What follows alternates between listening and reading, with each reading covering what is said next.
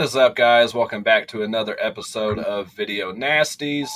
Today we are doing the 1978 film, The Toolbox Murders. Again, joined by Wayne from Retro Horror. If you guys are watching over on his channel, I'm Dan from Reject Films, as always. And I'll let Retro start out with the synopsis of this weird little movie. So, 1978, the Toolbox Murders. This is a notorious film. Essentially, you've got a killer in a ski mask who terrorizes women in an apartment complex. And the film makes no pretense as to who the killer is. We know right out of the get-go that it's Cameron Mitchell. Cameron Mitchell's in his element in this. He's a psychotic apartment manager. He's kind of a religious fanatic. He had a terrible tragedy in his life and lost a child. And I think that kind of spurred him into these killings. This film's kind of a tale of two films. The first half of this film is just a batshit crazy slasher. And then the second half is almost like it's like a police procedural. It's got some psychotic elements to it. Thriller psychological elements to it, but you've got a slasher combined with a thriller, and it's an interesting film. Of course, the film's well known for the use of power tools, with the key death being Kelly Nichols, the porn star, who that clip of her being chased around by I guess it's a drill gun, that thing, that when this movie came out, this made the rounds of all the TV talk shows because it was such a notorious film. And that whole scene of him chasing her to the country music background, that really disturbed people. And it really, the first 30 minutes, I think, is pretty disturbing in the way stylistically, the way it's shot, coupled with this lovey-dovey country music, it's very low-key, kind of matter-of-fact approach, is really, really a very disturbing first 30 minutes, analogous to Don't Answer the Phone. That's the famous first 20 minutes of that movie. So interesting film. I don't think it's as shocking and upsetting as, say, when it came out. The moral panic that occurred in 78 to the early 80s. You had people like Phil Donahue and Roger Ebert and people like that showcasing the Kelly Nichols scene and saying, this has got to stop. I don't know that it's all that awful, but it is, I think it's a fairly disturbing series of just kill after kill after kill that first 30 minutes, Mm-hmm. Yeah, I was loving the beginning of it. Well, after you get through that long opening drive scene, which is shot in just like pictures. I mean, spoilers. I mean, you got to say what happens at the beginning. What triggers the whole events is, it shows his daughter in a car crash at the beginning. And then that whole sequence was pretty lazy, I think, on their part. But after you get through that, like you said, once the killings start, I'm like, man, this movie's, pretty freaking awesome. Like, I'm loving the kills. The blood actually looks really good. It's not that real fake looking blood like you had at that time period. Yeah. Which I can see why it got on the Video Nasties, for one. Like I said, it's a realistic looking, blood effects and everything. And yeah, with that nail gun that only holds one nail, I guess. We need a nail gun. I mean, he's having to reload, chase her around, reload. Yeah. When she gets him on the bed too, I'm just like, what is her plan here? What is she? I mean, let's face it, hands down, like they say in the features, at least on my version. I know we got two different versions here, but it's not a good movie by any means. It's really not. It's fun during those kills, but like plot wise and everything else, it's not shot very stylistic for the most part. It's not a great film by any means, but I had fun with it though.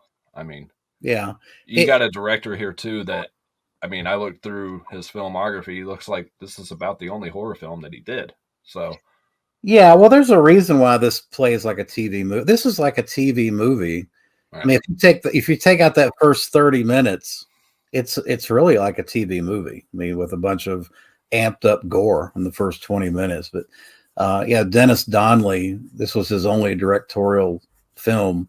I think he did a whole bunch of TV, like Adam 12 and Heart to Heart and stuff like that. Yeah. And it feels and looks like, from a static camera angle type stuff. It's very static in the way it's done. Very, very much like a TV movie. You look like you were upset when I said it's not a very good movie. Uh, well, I give it a six. I still enjoyed it. I had fun with it. I liked it. It's just not a very technically good film. Like, yeah, I give it a 6 out of 10. I don't think it's anything earth shattering. I mean, right. It really probably, had it not been for the moral panic, it probably would have died a very quiet death. But the reality is that scene with Kelly Nichols, the porn star, being chased around by the nail gun, made its way to all these different TV shows. Not Phil Henry, but Phil Donahue and Roger Ebert. I mean, I think all that negative publicity got the film kind of its cult following. Yeah. And it's the same with a lot of these video nasties that we're covering in the series and everything. And same with a lot of horror films that have a cult following nowadays, if not for certain uproars, like Silent Night, Deadly Night, and the uproar of that, and Chainsaw, and all these. You look back at them, they're not really that graphic of movies, especially like Chainsaw. There's hardly any blood. If not for all the negative publicity, which, as we all know, and the saying is, there is no bad publicity. Yeah, well, I think for this one, the reason it hit the nasties list was that whole scene with Kelly Nichols. Apparently, that whole scene with her masturbating and being chased by the nail gun, that pretty much put the film over the top as far as the UK censors. Yeah. Hey, I enjoyed that part. I didn't have any issues with the beginning of that scene. In fact, I think they cut out, I mean, I've never seen an edited version of this, but I think they cut out like a full 6 minutes of the film. And most of that scene, was edited. And of course, all the bloody bodies, they edited all that out. So it would pretty much start as him entering the room and end with like her just being dead, I guess. Yeah, I guess. I don't know. Now that you told me that the I Spit on Your Graves have been edited for UK, I'm kind of waiting to see. Did you watch them yet? Not yet, no. Yeah. But I'm sure it's similar, Yeah, that's crazy that they're still, cut over there after all these years. It's insane. Yeah, this film, I don't know if you feel the same, but I think this film really is inspired by giallos. Yeah, I can see that. I mean, you've got a masked glove killer. Mm-hmm. It has a lot of giallo trappings. Of course, you've got the twist ending, right? A lot of gialli have twist endings as well that go into it. So it has. I think it owes quite a bit of credit to the gialli films. Of course, Cameron Mitchell, right? He was in one of the most famous Blood and Black Lace, right? Yep. The Mario Bava film. Which, of course, according to the again, my version has that like 25-minute retrospect. I can't say the word retrospective on Cameron Mitchell. Talking about his work over in Italy because of all of his money that he owed to the IRS here in the States, and if he would have stayed here, he would have been died completely broke and lived miserably. So he went over there to pursue his film career and live like a king over there, and so he did a lot of Italian films in that era.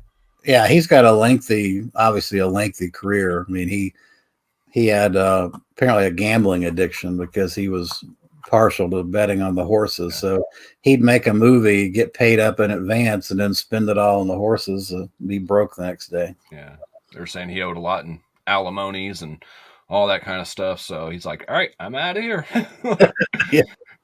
Which, you're working your ass off. I mean, you look at actors today, I would compare him to like Sam Jackson or Nicolas Cage.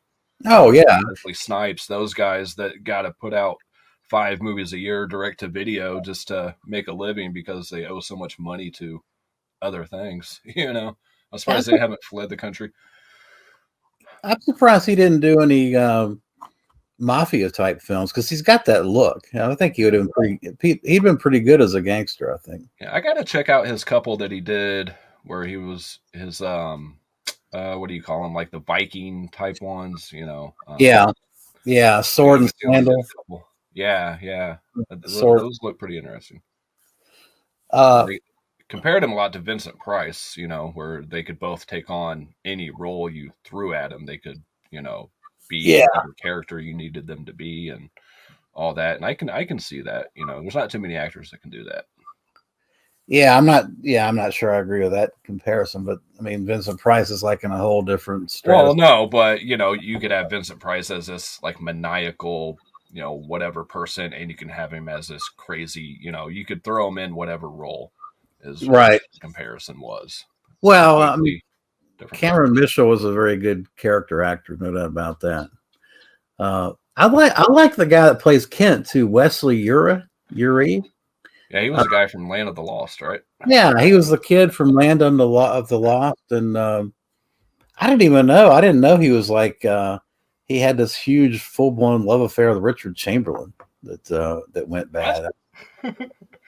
Apparently, he and Richard Chamberlain were a couple.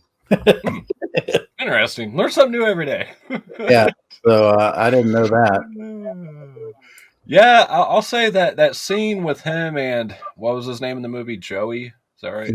The Yeah. other kid. That one I didn't like that one. I didn't like the way that went. I'm not spoiling everything, but man. Well, it feels a little forced. I don't know. It didn't feel natural. Yeah. So apparently this is a based on a true story, or Well, loosely. I mean, at the end credits would make you think that this is based on a true story from the 60s, but apparently the script writers had some information about a serial killer in Wisconsin that used power tools to kill his victims. So there is some, although I couldn't find anything to substantiate that. Apparently, that's their inspiration was some Wisconsin serial killer. so again, I'll go back to like kind of like Chainsaw, where it's based on said events or something like that. Yeah. I think I got to give a shout out to George Denton too. He's the musician because I think the music is it's very disturbing. It's very much like Last House on the Left because the music is incongruent with what you're seeing on the screen, and it makes it very uncomfortable. I mean, particularly the Kelly Nichols kill. I mean, she, that love they're playing Lovely Lady over top of her getting drilled to death. I mean, it's there's a reason why this film kind of created a misogynic panic back in the 70s and 80s. This film was everybody associated with this film was accused of being a misogynist. Yeah, and as we talked before the recording, I compared it to American Psycho killings, where you have happy, upbeat music going. So like it's still disturbing because the music doesn't match what's going on the screen. And that and I think that's on purpose, and it's very effective.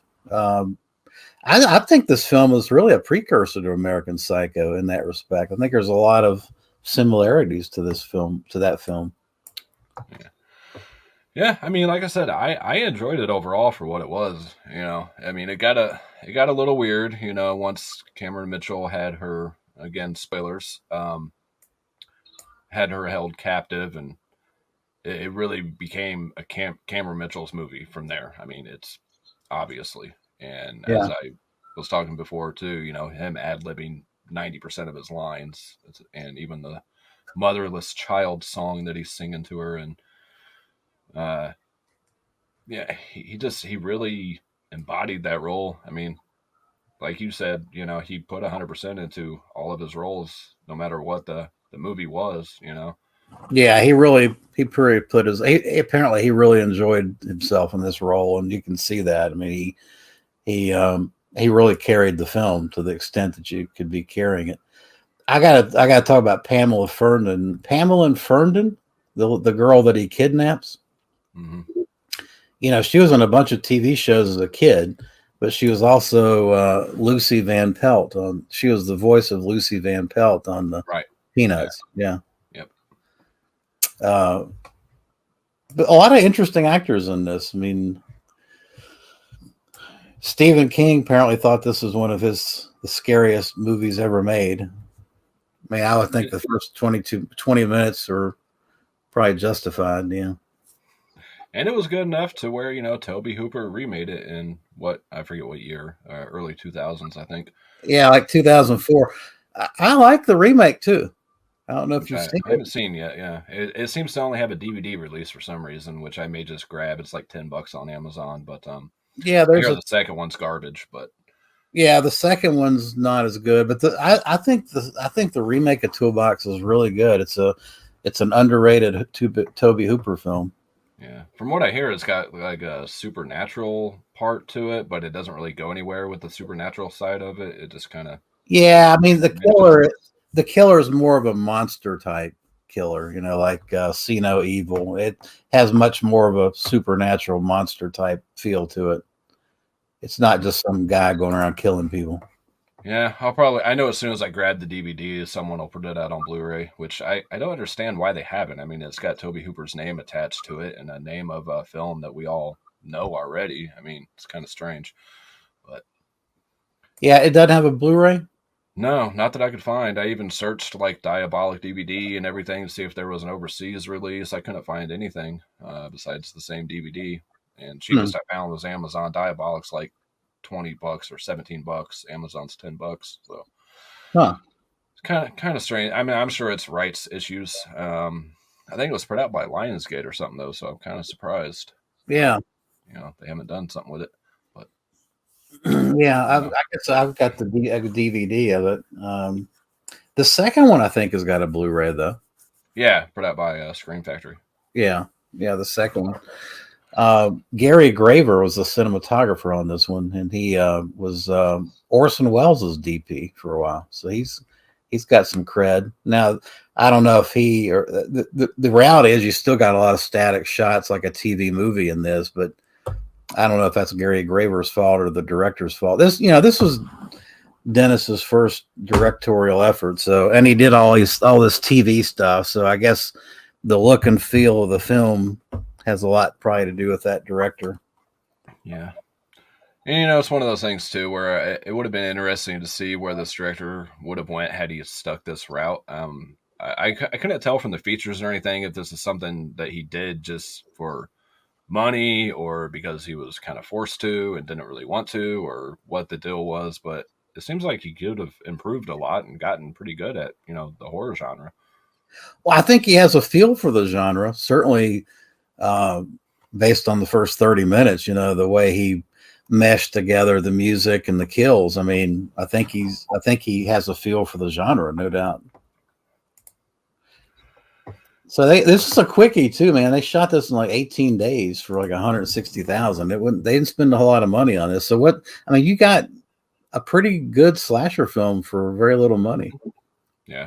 Yeah, I say I definitely recommend this for any slasher fan. I mean, definitely a precursor to the 80s slashers. It's got a lot of those elements of those type of films at the beginning of it, at least. I mean, just going around and killing people nonstop for, like you said, the first 20, 30 minutes of the movie, and Yeah. you're just having a good time with it. And I mean, you can certainly make an argument that the pacing is off. I mean, I don't know why they would stack like 3 or 4 kills in the first 15 minutes and then, the rest of it turns into this police procedural psychological study. But maybe they could have moved it around a little bit and kind of changed the pacing. But I mean, other than the overall pace of the film, I mean, I don't really have any complaints on this one. I give it a 6 out of 10. yeah, I'm probably about right there with you. Well, like I said, he's a TV director, so pacing is different for television than it is film. So, Right. he's probably used to getting everything in so quickly that he didn't know what to do after a certain point or. Well, 18 days is quick, that's for sure. All right. I mean, I say definitely if you guys are slasher fans, just pick this up. Again, this is the '88 film's release, and Retro's got the was it Blue Underground? Is that what it is? Yeah, this is a Blue Underground. So if you guys aren't, this is region locked, by the way. So if you guys aren't region free, don't buy this one. Well, and I think yours is a 4K scan, right? Right, mine's a 4K scan from 2017, and has that, like I said, that slashback memories. David Val or whatever his name is remembers Cameron Mitchell, and it's got they both have interviews with Kelly Nichols, and mine has the audio commentary with slasher expert and author of Teenage Wasteland, Justin Kurzweil. And you got a different commentary on yours. Right? Yeah, I've got the producer's commentary, Tony DeLeo, who basically just said, when Texas Chainsaw Massacre was such a huge independent feature success, he went to some script writers and said, man, write me another one, write me something like that. And this is what they came up with, which was based loosely on, according to the script writers, loosely based on a serial killer in Wisconsin, although, they didn't name the serial killer. And I don't know of any that Wisconsin that use power tools, but they say it's based on some fact. Speaking of real life killers, if anybody is not aware, we recently, over the last couple of weeks, the real killer from the Amityville horror, that the movies are based on and all that, actually passed away. So just want to throw that out there. I don't know. Yeah, yeah, I just saw that too, that he died. He passed on. Yeah. He was only 69. He wasn't very old. Yeah. So this is the inside art of the '88 release, by the way, which is basically the same thing, just a little bit different. You don't have the yeah, you're gonna force me to buy that. You're gonna force me to double dip. Man, it's a beautiful scan of the film. So, like I said, anytime there's different features or a different scan, it's definitely worth upgrading. Yeah, especially for a movie. I mean, I see myself rewatching this. I wouldn't have a problem with it. I mean, yeah, I'm going to have to double dip and get that '88. I don't have it. Well, I don't really have a whole lot else about this. Again, definite purchase just for Cameron Mitchell alone. Like you said, that thing that threw me, and I guessed it right away too. And I've never seen the movie. I'm like, hey, that's the landlord doing the kills. Like, wait a minute. They didn't even, and that's another issue, potential complaint with the film is pacing and the fact that they kind of give you the killer out of the get-go.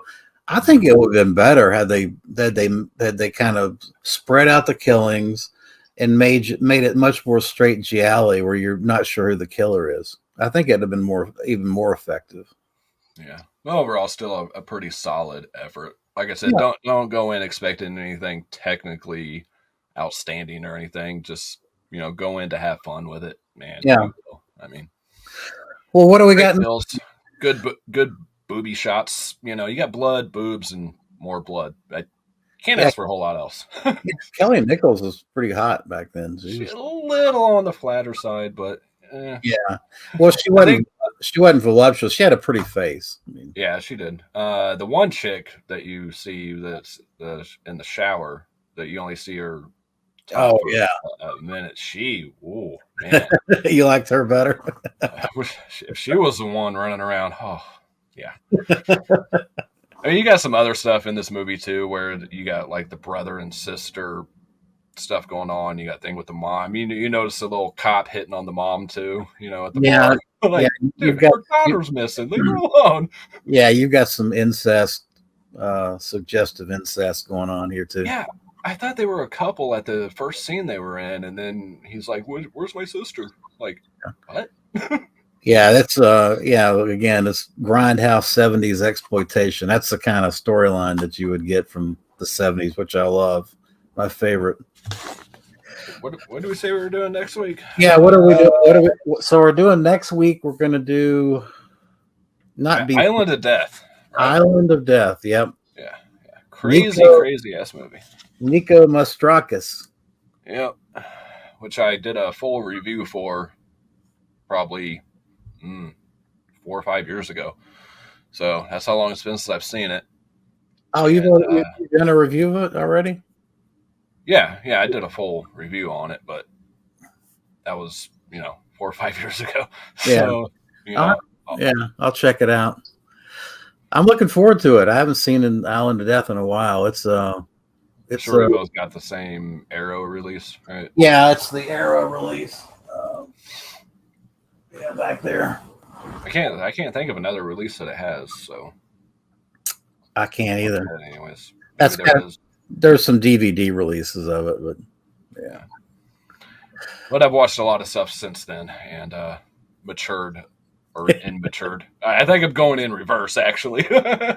Well, a lot of people think that movie's disgusting. So It was, from what I remember, like I said, it's been 4 or 5 years, but from what I remember, it's really kind of boring and weird at first, and then it just gets straight fucking weird.